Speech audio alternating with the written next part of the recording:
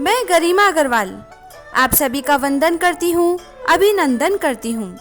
आइए आज हम सुनते हैं कार्तिक मास में सुनी जाने वाली राई की कहानी। एक बुढ़िया थी, वह खूब व्रत उपवास, भजन, सत्संग, कीर्तन, यज्ञ, हवन, दान पुण्य करती थी, लेकिन उसने कभी भी राई की कहानी नहीं सुनी। बुढ़िया रोजाना गऊ को चारा, चिड़ियों को दाना आदि डालती थी। वह रोजाना 16 रोटी बनाती, 2 गाय की, 2 कुत्ते की, 2 बिल्ली की, 2 चिड़ियों की, 2 कबूतरों की, 2 बंदरों की, 2 कौओं की और 2 रोटी खुद की बनाती थी। पहले सबको खिलाती और बाद में खुद खाती थी। थोड़े दिन बाद उसके बेटे की शादी हुई। नई बहू थोड़े दिन तो रोटियां बनाई और बाद में गुस्सा करने लग गई। बहू रोजाना खेत पर जाती और साथ ही सहेलियों से बातें करती थी।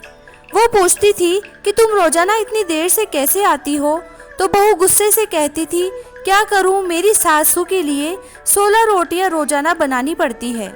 यह सुनकर एक दिन एक सखी ने कहा कि तुम ऐसा करो कि रोजाना 2 रोटी कम करती जाओ, देखे तुम्हारी सासू क्या बोलती है। अब बहू सहेली के कहने पर 2 रोटी रोजाना कम बनाने लगी, लेकिन सासू ने कुछ नहीं कहा। वह वैसे ही उन रोटियों को कम करके देने लगी, लेकिन बहू को कुछ नहीं बोलती थी।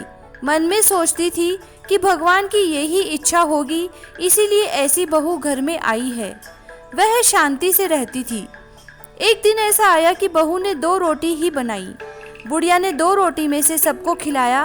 वह आखिरी ग्रास खुद ने खाया और पानी पीकर सो गई और भगवान के भजन करने लगी।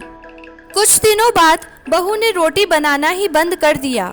बुढ़िया ने कुछ नहीं कहा और भूखी ही भगवान का नाम लेती रही। एक दिन ऐसा आया कि बुढ़िया भूखी प्यासी ही मर गई। बुढ़िया मरकर बैकुंठ जाने लगी तो उसके राई जी आड़ी आड़ी आने लगी। बुढ़िया ने पूछा कि तुम कौन हो और मेरे रास्ते में आड़ी क्यों आ रही हो। राई ने कहा कि मैं तुमको बैकुंठ नहीं जाने दूंगी, क्योंकि तुमने राई की कहानी नहीं सुनी। मैं कार्तिक के ठाकुर राई दामोदर भगवान की पटरानी हूँ और तुमको बैकुंठ नहीं जाने दूंगी। बुढ़िया को बहुत तकलीफ हुई और कहने लगी, मैंने तो आज तक किसी के मुंह से नहीं सुना कि राई की कहानी सुननी चाहिए। अगर राई की कहानी सुनने से बैकुंठ मिलेगा तो मेरे को एक बार वापस नीचे भेजो, मैं वापस जाना चाहती हूँ और आप बताओगे वैसे ही कहानी सुन लेती हूँ। राई जी ने भगवान से कहकर बुढ़िया को वापस नीचे भेजा और कहा कि तुम 1.25 महीने तक राई की कहानी सुनो, व राई मत खाओ और 1 कटोरी राई की भरकर ऊपर ब्लाउज पीस व रुपए रखकर कलप कर राई दामोदर मंदिर में चढ़ाओ, तब तुम्हें बैकुंठ मिलेगा। यह कहानी आसोज के नवरात्रों से सुने व कार्तिक में चढ़ाए।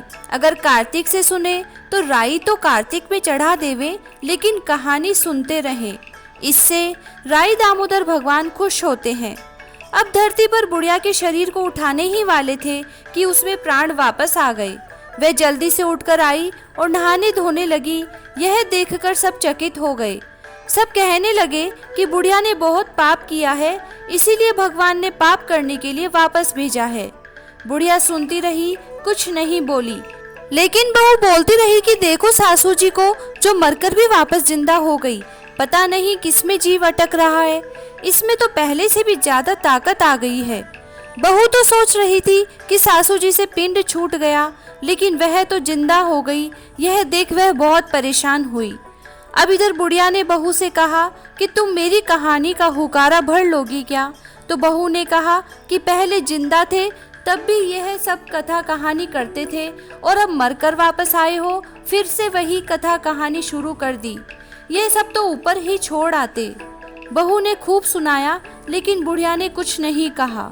पड़ोसन के पास गई और कहा कि तुम मेरी कहानी का हुकारा भर लोगी क्या।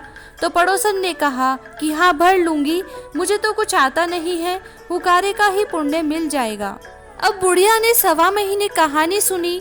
वह राई की कटोरी, ब्लाउज पीस, रुपए रखकर कलप कर मंदिर में चढ़ा दी। जैसे ही चढ़ाई, उसके लिए सुंदर सा विमान आ गया। बुढ़िया विमान में बैठकर जाने लगी तो पड़ोसन को आवाज लगाई कि तुम भी चल रही हो क्या। पड़ोसन को भी बिठा लिया। आवाज सुनकर बहू आई तो बहू ने कहा कि सासू जी मैं भी चलती हूँ। सासू ने कहा कि तुमने तो कहानी का हुकारा भी नहीं भरा, मैं तुमको नहीं ले जा रही। बहू बहुत पछताई। बुढ़िया व पड़ोसन दोनों विमान में बैठकर बैकुंठ को चली गई। हे राई दामोदर भगवान, जैसे बुढ़िया को बैकुंठ दिया वैसे सबको देना। कहता ने सुनता ने हुकारा भरता ने, आपने सारे परिवार की रक्षा करना। जय श्री राधे।